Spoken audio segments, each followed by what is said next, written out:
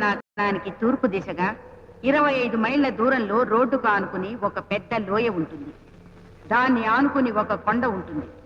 అక్కడి నుంచి ఓ 100 అడుగులు ముందుకొచ్చి చూస్తే తెల్లటి రాళ్లు గల ఒక వాగు కనిపిస్తుంది.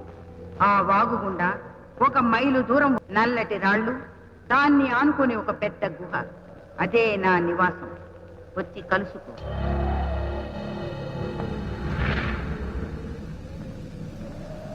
రా బాలిక, ఆగిపోయావే? లోపలికి రా.